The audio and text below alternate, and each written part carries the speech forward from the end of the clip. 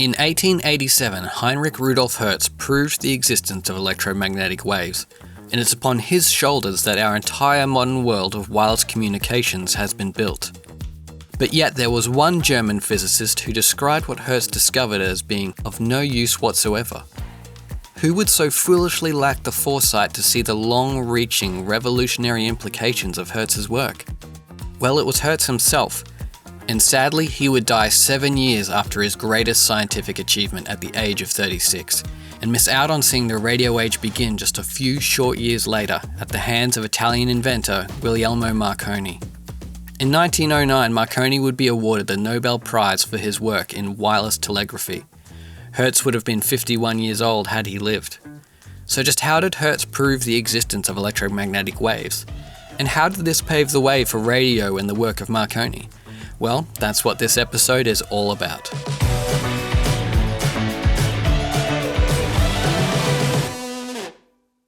Last episode, we broke down some of the science of how electromagnetic waves are created. So now let's get into Hertz's successful experiment and the process he created. Hertz used a setup called a spark gap transmitter to successfully generate his electromagnetic wave. So let's walk through how this worked by building it up step by step. First, we'll start with something called an oscillating circuit. When a charged capacitor is placed in a circuit with an induction coil, it creates a circuit where the current essentially bounces from one side of the capacitor through the circuit to the other. When the charged capacitor is placed in the circuit, it begins to empty its charge, creating a flow of current through to the inductor. As the inductor receives the current, it begins to create a magnetic field that increases as the current increases. Now, at some point, the capacitor is going to hit the max amount of current it can output, and from that point, the current is going to decrease. What happens as the current decreases is the magnetic field created by the inductor begins to collapse, and as it does, the inductor switches polarities, which then sends the current through to charge the opposite side of the capacitor, causing it to now switch polarities. Once the capacitor is fully charged, it then releases its charge back to the inductor, with the exact same process happening again, this time in reverse. Why is this important?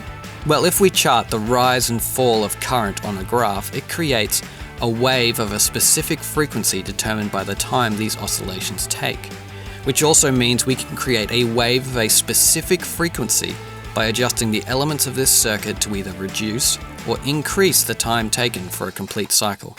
This process of back and forward continues until the circuit runs out of charge, because of resistance within the various elements. But if we place a battery into that circuit, we are able to create a continuous wave, so this is what Hertz did, along with including a switch. So from what we know, we're already creating an electromagnetic wave. But at this voltage, this would be a very small wave, like throwing a tiny pebble into a pond. Very hard to pick up with the receiver as rudimentary as what they were working with. So Hertz added in another piece, the spark gap. Each end of the gap would build up an opposing charge until there was enough voltage to cause the current to leap across the gap in a burst of spark. And when this happened, the electromagnetic wave created would have enough energy to be able to travel the distance to the receiver, and with enough energy remaining to be detected. The receiver was built from a loop antenna with its own spark gap. And when the wave hits the antenna, the electrons within the antenna move in a burst that creates a second, smaller spark on the receiver. And just like that, Hertz had created proof of electromagnetic waves, and also established a process that allowed them to be controlled and reproduced. The oscillating circuit of the capacitor and inductor would set the frequency of the wave, and the switch would control switching the wave on or off. Genius. From there, things accelerated quickly.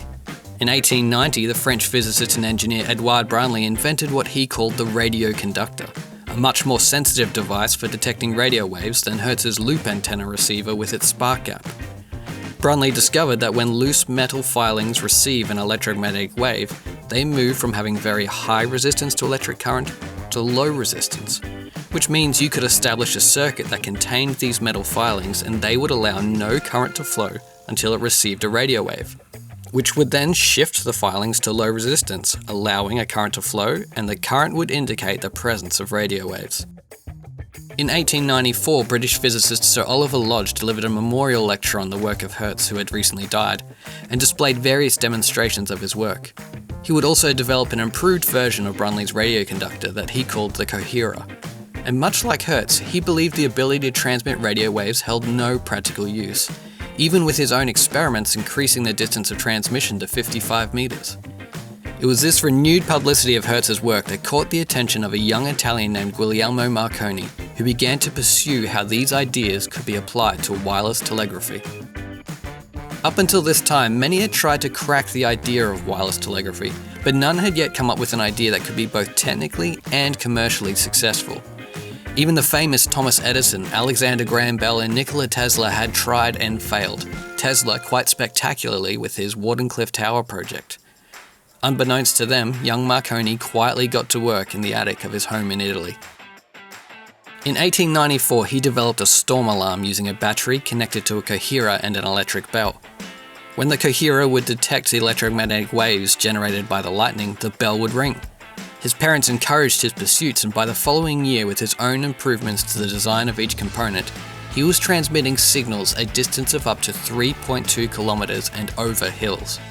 He had just created the world's first functioning and commercially viable radio transmission system, and nobody knew about it. And at least in the case of Italy, his home, no one seemed to care. He was encouraged to travel to Great Britain, where it was believed he would find greater interest in his work, and then subsequent funding. So at the age of 21, with his mother accompanying him, he travelled to London in early 1896. Within months, he was demonstrating his apparatus for the British government, then delivering public lectures, and by 1897 he had successfully transmitted Morse code, a distance of 16 kilometres. International attention soon followed, even from his now suddenly interested home nation of Italy, and within 5 years he had transmitted a distance of 3,400 kilometres. Later that same year, in December 1902, he sent the world's first transatlantic radio message. The age of global wireless communication had truly begun, and we were no longer bound by cables to be able to reach each other. While Marconi was expanding the limits of transmission distance for the wireless telegraph, the Canadian inventor Reginald Fessenden was in the US building on the same concepts to send the world's first audio transmission.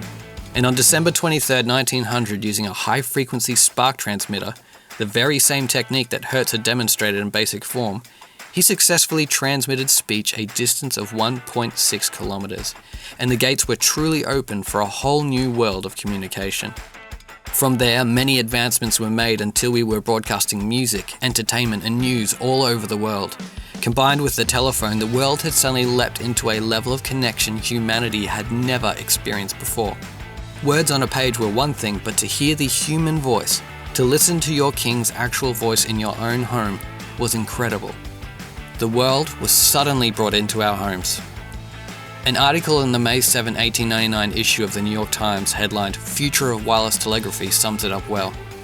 All the nations of the earth would be put upon terms of intimacy, and men would be stunned by the tremendous volume of news and information that would ceaselessly pour in upon them.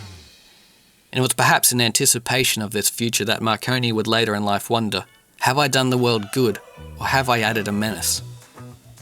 And as we know, whether it was a menace or not, things did not stop there.